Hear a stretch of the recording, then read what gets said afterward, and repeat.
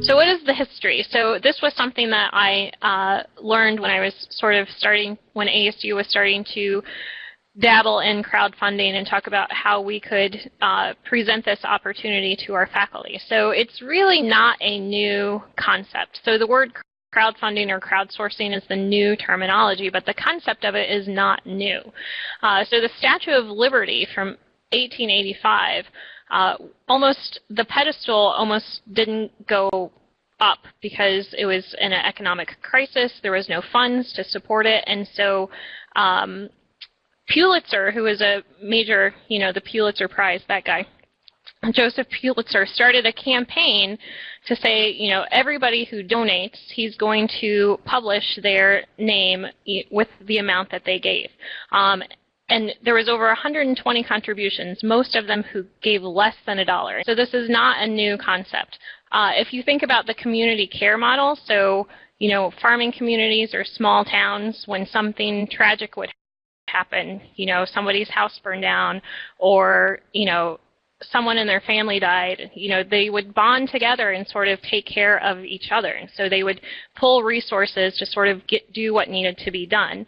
And then as we progressed, everybody moves to the big city, and that community care model sort of faltered, right? And so nobody knows anybody anymore. And then here comes Facebook and Twitter and MySpace and Snapchat, and now we probably know more about people than we may even want to know sometimes. So it has been a huge impact on really reconnecting people at a much bigger level than even that small town, community feel. Whoops. So the Oxford English Dictionary of crowdfunding is really just the practice of funding a project or a venture by sort of taking multiple sources of funds and combining it to raise a larger portion of money, and it's usually done via the internet. I included two definitions, the one from Indiegogo, because it's really telling a story that's going to resonate with your audience. And so you're going to hear this throughout the presentation, but keeping this in mind that it is the story that you're telling people, like why do they care? I mean, that is one of the critical components to having a successful crowdfunding campaign. So there's basically three types of crowdfunding. So equity is for raising funds or startup of a business. And so they're like equity. Some of the examples are EquityNet or early shares, where you can connect a business idea with possible investors, angel investors, and then based upon the level of contribution, you could become a shareholder in that company. Reward is a more common type, so it's usually getting funding for a project or prototype, and contributors are given something in return. Probably the type of crowdfunding that universities are most familiar with and will utilize the most is the charitable type. So it's for nonprofit causes, different types of projects. We're not really giving anything back in return. What are some of the primary differences between what we as research administrators think about as traditional sponsored project research and crowdfunding? So one of the most obvious ones, is it relies on a social network. So when you think about faculty or researchers who are putting together a traditional research proposal, they are working with their lab, and they're putting this scientific proposal together, and they're sending it off to a sponsoring agency, right? So they are not shopping it around to their neighbors or their family or their professional colleagues saying, hey, I have this amazing idea. Do you want to give me $2 to help support my amazing idea? So that is a huge, huge difference. It's not peer-reviewed in the traditional sense. So there isn't another scientific peer counterpart on the other end saying, this is a great idea or this has already been done. So that is another big difference. But I will say that the social community may be can sometimes probably be tougher than peer review. You get multiple contributions at varying monetary levels. So, for NIH or NSF, you usually have a set budget that you're going for. Crowdfunding, you can set a minimum for your campaign, but, you could set it as low as $1, right? So you're not going to ask NIH to give $1, DOD to give 10. No traditional spending restrictions. So once your campaign is over and those funds are received, you're sort of responsible, to do due diligence and do what you said you were going to do. So it's not like you have a traditional sponsor who's saying you can do this, you can't do that. And then the minimal traditional reporting requirements. So you're responsible to report back, depending on your institutional policy or how best practices of your campaign, but it's not, again, you're not like reporting back to a sponsor because it could have thousands of sponsors. Question that we often ask somebody is, why crowdfund? So one thing, it's funding. It's an easy way for a researcher to use their network to obtain funding.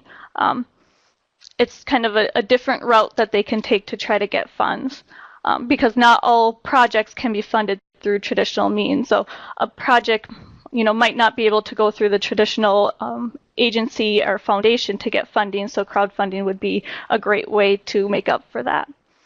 Another reason why to crowdfund is because crowdfunding can obtain seed money. And this is one thing that I often encourage our researchers with as well, is if you have something smaller, we go for less than $10,000, that you need in order to get preliminary data to go after the larger funding agencies, we encourage them to use crowdfunding just to get that little bit of money to help them go after the larger funding agencies. And then also a great tool for crowdfunding is it introduces the faculty to the funding and the process that your institution uses. So it's really useful for them to kind of connect the two between crowdfunding and then also doing traditional grants. Another great reason to crowdfund is it connects the researcher and the project creator with the community. You put your project out there, you describe what it is, you describe why it's important, and you communicate that to the community. So everybody now has access to view your project, see what you're working on, and it's written in a way where anybody can understand it, which is very important because you want to be able to appeal to a larger audience, because the point would be to try to get many donations from a larger audience. So I do actually want to give a quote from a project creator that I have been working with, which I thought was pretty neat to see. She emailed me after we posted her project live. So what she does is she wants to develop a class, she's in humanities, on teaching students how to knit, and then they would take they're going to be knitting scarves, hats, and gloves, and they would donate them to the homeless community then. So just a part of the email she sent to me, she said, when Michigan Tech shared the link on Facebook, it helped get some really great responses. I'm meeting with people who are willing to donate and knit, and I could not be happier. So it was really neat to see that she's really connecting with the community and the community is responding to her project. So not only is she getting donations, and she's also getting people who are donating their knits. So another great reason for crowdfunding too is the questions and comments section. So this gives you an opportunity to communicate directly with the project creator. You can ask them questions to learn more, add comments, and just have that dialogue back and forth that you normally wouldn't have. Social media is also a big aspect of crowdfunding. Now that we have social media, we're able to spread the word faster and farther. So even though you might be in one small remote location, you can reach many people by spreading it over social media. And most importantly, I think, is donors feel that they make a difference when they donate to a project. So they often donate to initiatives that are important to them. So this kind of gives them that personal connection to the project. They feel like they're making a change and they really want to help out. So it's kind of a feel-good response that they get.